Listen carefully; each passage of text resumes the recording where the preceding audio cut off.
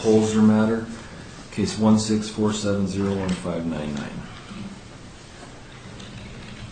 Dave Schmidt on behalf of Jamie Holzer. Well, come on up. Oh, you ready for us? Yeah, I'm ready. I called it. Let's go. James You're just Woodall. calling the calendar. Yep. Here we are. James Woodall, Commissioner with Petitioner Tyler Holzer. All right. Thank you. Give me 1 second to log in here.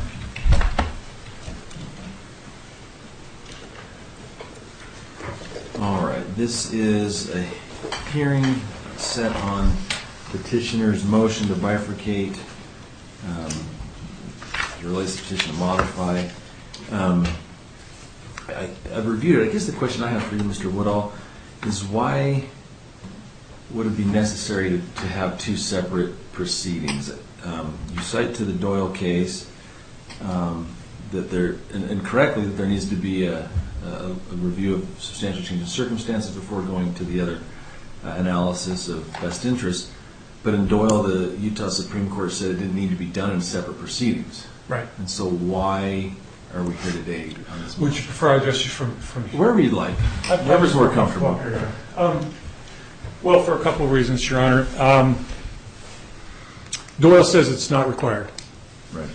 Doyle also says, the Supreme Court decision, if you begin in about paragraph 36, that it's clearly in the discretion of the court, and in some cases it doesn't make sense, and in others it might.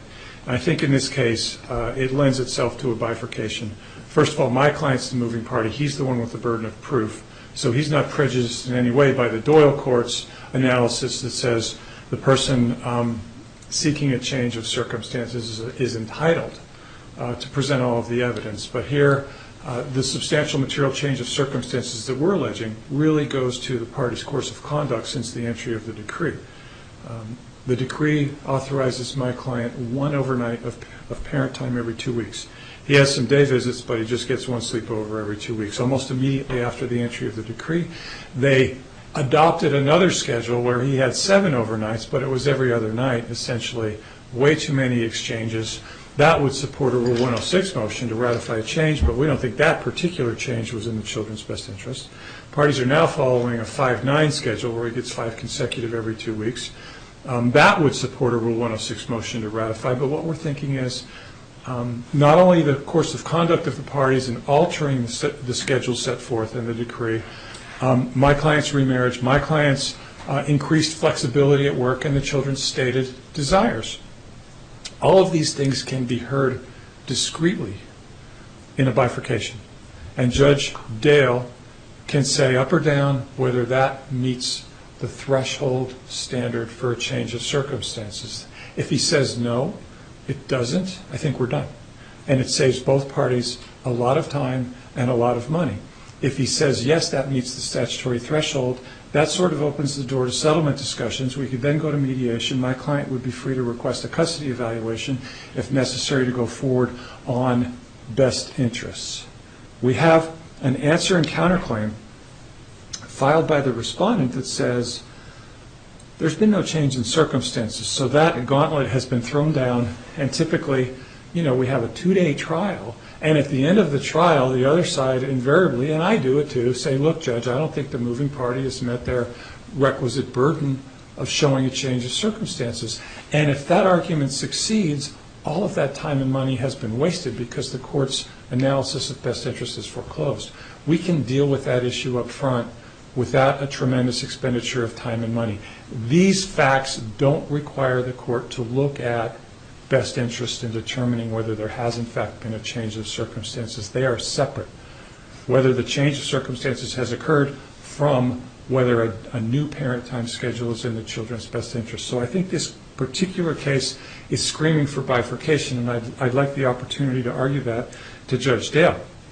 The counterclaim, without saying there's been a change in circumstances, goes on to say the decree needs to be modified to say that the parties in fact have joint physical custody. Well, that concedes that my client has at least 9 overnights every month instead of one overnight every 2 weeks, because they want him to share more of the children's expenses. We understand that when it's truly joint physical, you're supposed to address shared expenses. But I don't think you can talk out both sides of your mouth and say, we don't have a change in custody, but we need to say it's truly joint physical and they need to share the children's expenses. Does that kind of make sense? And if the court looks, I understand where you're going. not at the appellate court decision in Doyle, but the Supreme Court decision in Right, Doyle, right. it says it's clearly in the court's discretion to make that call. So we're not saying it's required, we're saying it's authorized and the judge ought to do it in this particular case. Okay. Thank you. Counsel. Ms. Schmidt.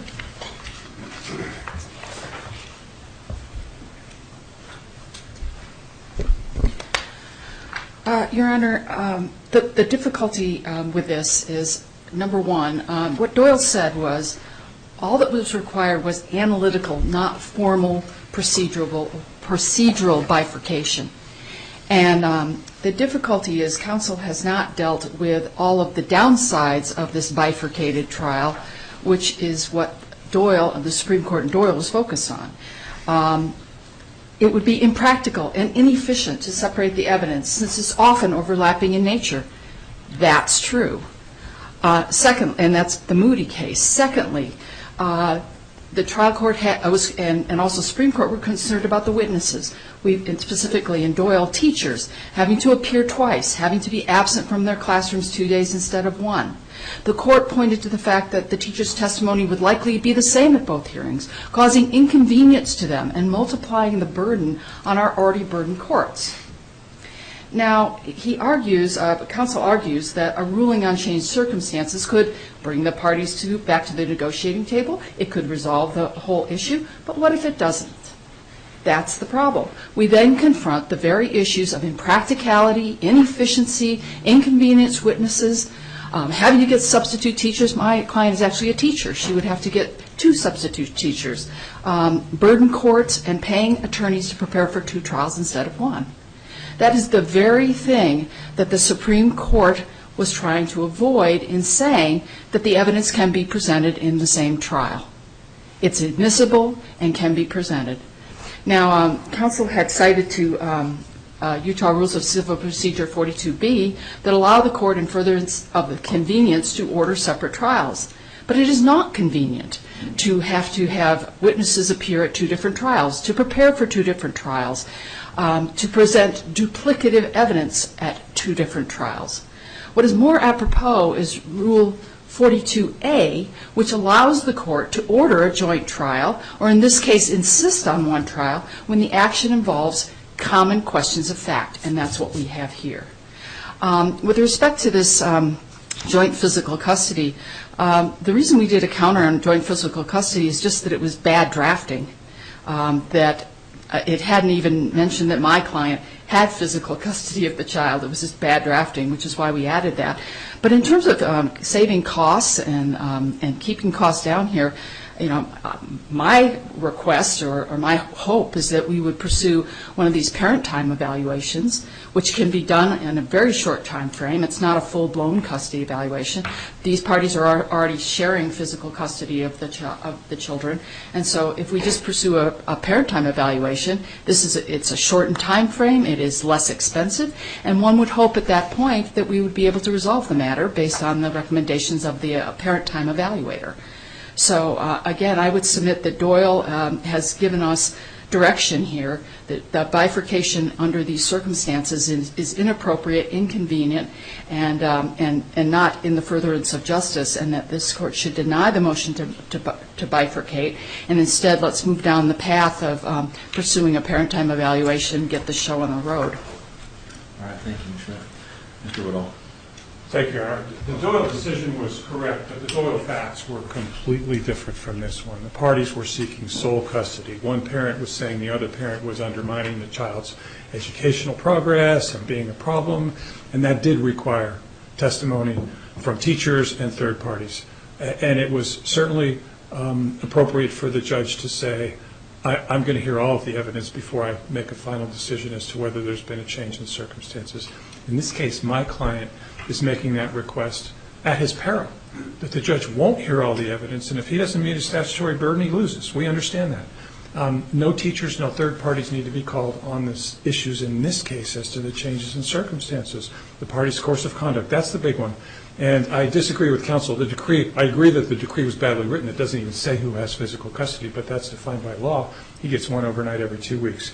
she has sole physical custody. They calculated child support as if he had joint.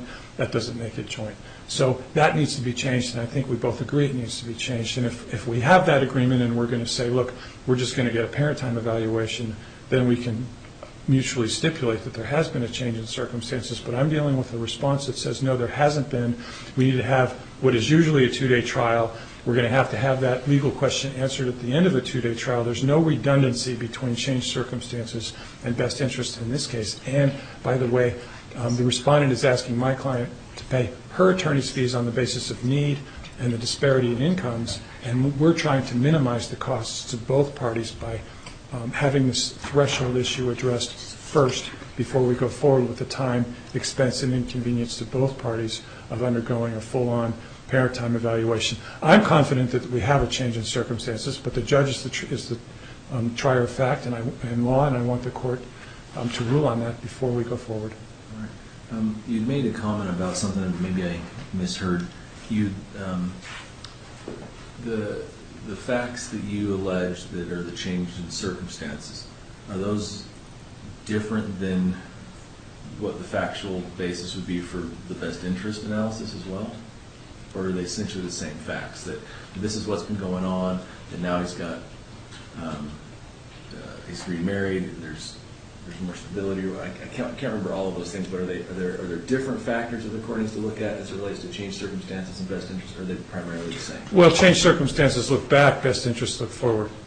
The presentation of evidence would be different. Looking forward would require an expert, because that's an opinion. Is this in the children's best interest going forward? Looking back, has there been, in fact, a change in circumstances? Okay. Is factual testimony as to what the parties have done until now. Okay. Thank you, counsel. Your Honor, if I could just clarify one thing. The decree does contemplate that the parties can change the timeshare arrangements, and they've done so quite well, I believe. Okay. And where we stand right now is this 5-day block of time with my client able to take the children to church and get them after school on Mondays.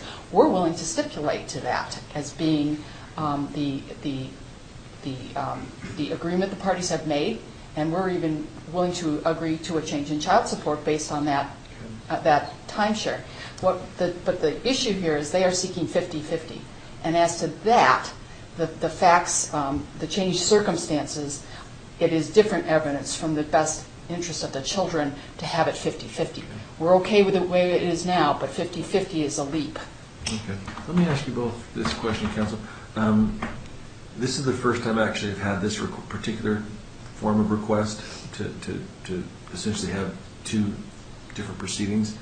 And because I don't control the trial and how the presentation of evidence at the end is going to be, it's Judge Dell's, would it be appropriate, instead of me making a ruling and then either of you not liking it and objecting and then waiting another month and a half to go to Judge Dell and argue about it to more cost to your clients, would it be appropriate in this one particular instance if I take it under advisement, visit with Judge Dell, find out what he would, maybe he just says, I'm not touching it till you make a decision, but it seems to me for the benefit of this particular issue and for the parties, ask him what he wants done. Would that be appropriate?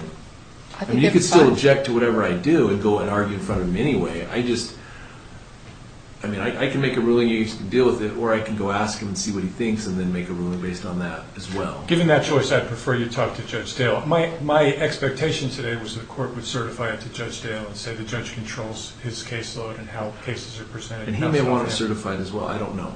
Yeah, that would be fine. That's fine, Your Honor. Generally, Judge Dell would prefer I make a decision before he looks at it. However, this is atypical.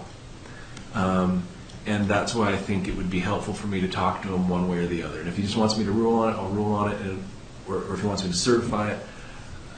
That's why I do like the commissioner system in most instances, but this is kind of one of those reasons why when I first started, I pushed to start getting that list of what should go to commissioners and what should go to judges. And there's these ones like this that it's not really outlined yet. In my opinion, this should have gone to the judge, but it's not outlined in the rules. It's not outlined in the form that we had. And I actually had to kind of fight and push to get that, even what we have in place, because there was a varying degree of opinions as to what should happen, and some commissioners that are extremely helpful and want to do everything, and me thinking, some of that stuff really isn't in our wheelhouse or shouldn't be. But let me talk to him, and I'll do my best to, I'm pretty sure he's here the rest of this week and next week. I'll get with him, and then whatever he thinks is I envision he'll just tell me to make a decision, but I don't know. That'd be fine. Because this is not your typical, and maybe I'm talking this out loud this way just so for the benefit of the party, so they know this is not a typical request. I understand both sides of it. I think it's not necessarily inappropriate to ask for it, but it depends really on how he wants to take it. So I appreciate it. Thank you both. Yes. Thank you. Thank you, Aaron.